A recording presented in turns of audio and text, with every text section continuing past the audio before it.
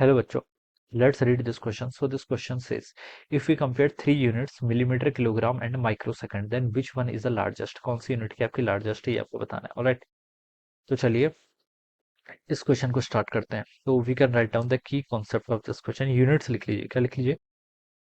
Units will be the key concept of this question. ठीक है. तो देखिए बच्चों, हमें यूनिट्स को क्या करना है, पर कंपेयर करना है, मिलीमीटर, किलोग्राम एंड सेकंड. ठीक है. तो देखिए बच्चों, यूनिट्स देखिए जितनी भी ये आपकी फंडामेंटल यूनिट्स होते हैं. ठीक है. देखिए जैसे मीटर, मीटर किसकी यूनिट है? मीटर देखिए आपकी, मीटर देखिए हमने 7 बेसिक फंडामेंटल यूनिट्स पढ़ी है. मीटर किसके लिए यूज करते हैं? लेंथ के लिए यूज करते हैं. मीटर क्या करती है? आपकी लेंथ को रिप्रेजेंट करती है. सेकंड आपका देखिए किलोग्राम, किलोग्राम में ग्राम, ग्राम देखिए क्या रिप्रेजेंट करता है? किलोग्राम. यहाँ पर हम इसको ऐसे लिख लेते हैं किलोग्राम. ठीक है.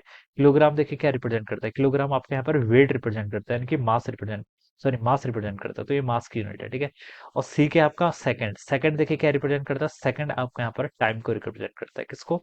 टाइम को रिप्रेजेंट करता है. तो देखिए बच्चों, ये लेंथ, मास, टाइम तीनों ही क्या होती है? आपके इंडिपेंडेंट यूनिट होती है. क्या होती है? Independent unit.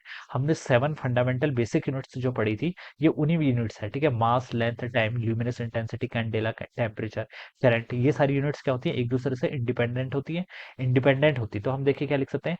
All this units are independent. जितने भी आपके फंडामेंटल यूनिट्स हैं, these are independent to each other. ये अगर एक दूसरे से इंडिपेंडेंट हैं तो हम इनको कंपेयर ही नहीं कर सकते हैं. हम इनको क्या कंपेयर कर ही नहीं सकते हैं. ठीक है. This units are not comparable. तो जो आपका डी ऑप्शन है, देखिए इस पर क्या लिखा है? Units are not comparable. तो ये इसका क्या होगा? करेक्ट आंसर होगा. Because this are fundamental units. Fundamental units क्या होती है? एक दूसरे से इंडिपेंडेंट होती है, तो हम इनको कंपेयर नहीं कर सकते. अगर देखें हम पर जैसे मिली बोल रखा है, किलो बोल रखा है, माइक्रो बोल रखा था, अगर इन्हें कंपेयर करना होता तो हम इन्हें कंपेयर कर सकते थे. ठीक है. मिली, किलो और माइक्रो को. ठीक है. लेकिन यहाँ पर देखिए मिलीमीटर है किलोग्राम से. जैसे हम देखिए हम बता सकते हैं कि 1 kg, 1 kg को देखिए मैं 5 सेकंड से कंपेयर कर ही नहीं सकता हूँ, क्योंकि 5 सेकंड किसकी यूनिट है? टाइम की यूनिट है. 1 kg किसकी यूनिट है? मास की यूनिट है. ठीक है.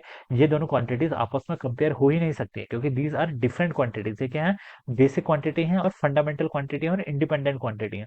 तो हम इनको आपस में क्या कर सकते हैं? कंपेयर नहीं कर सकते. तो इसीलिए हमसे बोला गया था कि विच यूनिट इज लार्जेस्ट. हम बता सकते हैं कि these units are not comparable because these are the independent fundamental units. All right. So I hope you all understood this concept. All the best and thank you so much.